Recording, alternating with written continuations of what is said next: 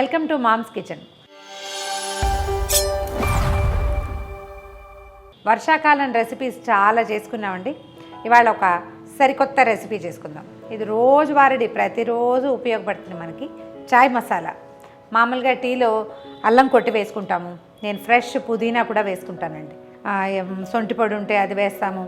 ఒక్కొక్కళ్ళు ఒక రకం ఏలక్కాయలు కొట్టి వేసుకునేవాళ్ళు కొంతమంది.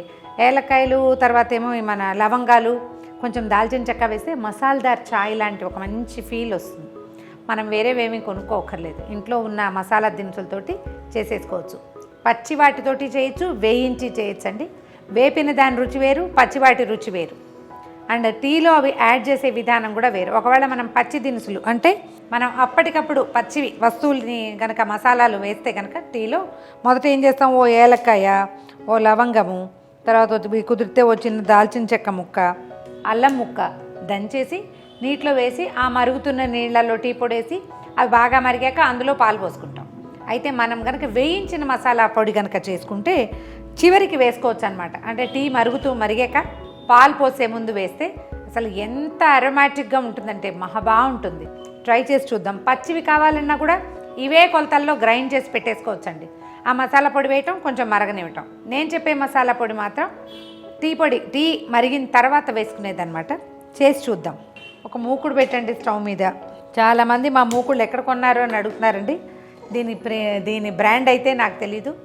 హైదరాబాదు సనత్ నగర్లో ఉన్న స్టీల్ ఫ్యాక్టరీలో పట్టుకొచ్చాం.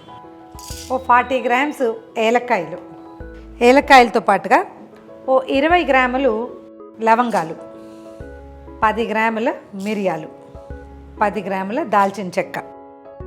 మిరియాలు అవి ఇంకా ఘాటుగా కావాలంటే వేసుకోవచ్చండి. ఇది కరెక్ట్గా సరిపోతుంది. మిరియాలు కొంచెం ఉబ్బి టపటపలాడుతూ ఉంటాయండి. మంచి అరోమాటిక్గా తయారవుతుంది. ఇది వాసన చాలా బాగుంటుంది. ఈ సమయంలో తీసేద్దాం.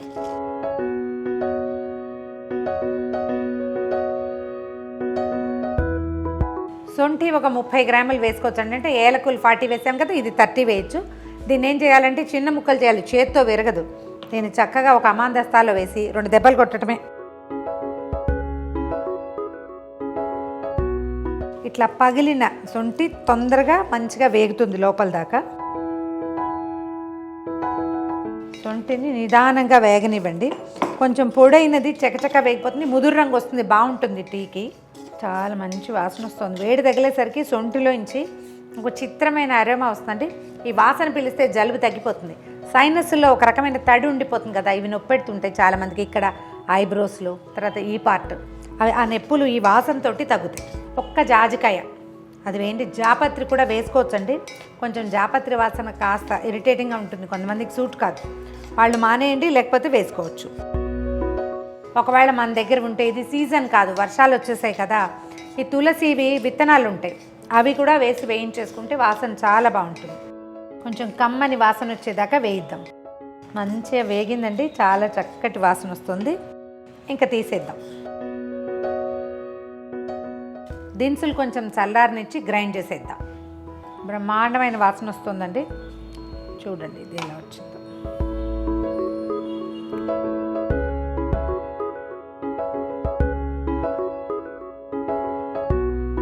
ఇట్లా రెడీ చేసుకున్న చాయ్ మసాలాని మనం రెగ్యులర్ టీలో వాడుకోవచ్చు, లేదా బ్లాక్ టీకి కూడా చాలా బాగుంటుందండి. సింపుల్ బ్లాక్ టీ కూడా ఒక గ్లాస్ నీళ్ళు పెట్టడం, చాయ్ పత్తా చాలా కొంచెం కొద్దిగా వేయటం, అది దింపే ముందు ఇది కొంచెం వేసుకోవటం, చక్కగా వడబోసేసి ఒక చుక్కన లెమన్ జ్యూస్ వేసుకుంటే తేనె లేకపోతే పంచదార, అవి రెండూ వద్దనుకుంటే డైరెక్ట్గా బ్లాక్ టీ తాగేయండి. ఈ ఘాటుతోటి బ్లాక్ టీలో ఉన్నటువంటి అన్ని రకాల ఔషధ గుణాలతో ఈ ఔషధ గుణాలు కూడా ప్లస్ అవుతాయి. చాయ్ పత్తాలో దీన్ని కలిపేసి పెట్టేసుకోవచ్చు, లేదా చివరికి వేసుకోవచ్చు. ట్రై చేసి చూడండి. ఈ వీడియో కనుక మీకు నచ్చినట్లయితే లైక్ చేయండి, షేర్ చేయండి. మరిన్ని ఇంట్రెస్టింగ్ వీడియోల కోసం సుమన్ టీవీ మామ్స్ కిచెన్ని సబ్స్క్రైబ్ చేసుకోండి.